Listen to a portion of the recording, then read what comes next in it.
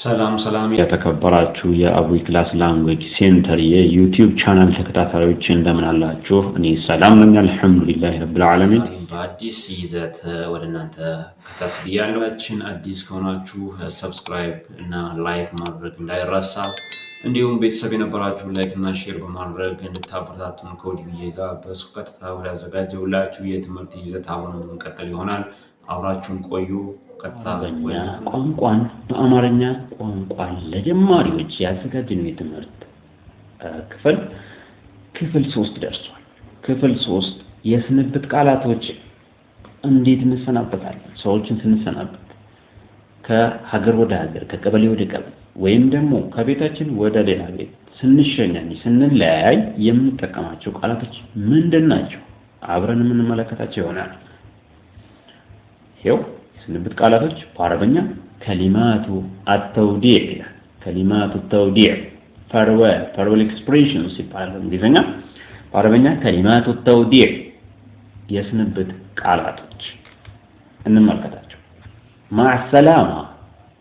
ማዕሰላማ ደህና ሁን ማለት ነው። ማዕሰላማ ጉድባይ ማለት ነው። ወዳዓን ቻው ባይ ማለት ነው። ወዳዓን ማለት ቻው ማለት ነው። ወዳዓን ማሰላማ ማለት ደግሞ ሰላም ሁን ደህና ሁን ማለት ነው። ሌላኛው ኢለሊቃ እስከምንገናኝ ደህና ሰንበት ማለት ነው።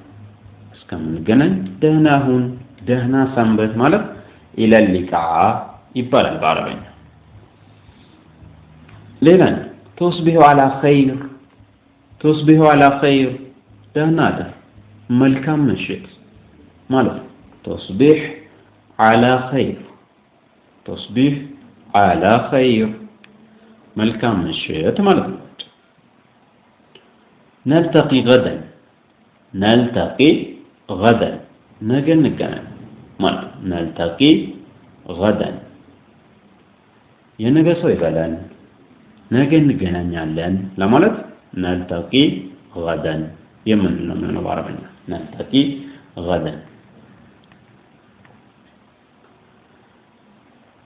እሺ አሁን እነዚህን የስንብት ቃላቶች 5 ናቸው። በጣም ቀላል ናቸው። ያቸው አሁን እነዚህ የስንብት ቃላቶች 5ቶቹን እሺ ሰውየው እንደዛ ካለ እኛ ምን ብለን እንመልሳለን ካልን እሱኑ ነው በአብዛኛው የምንጠቀመው።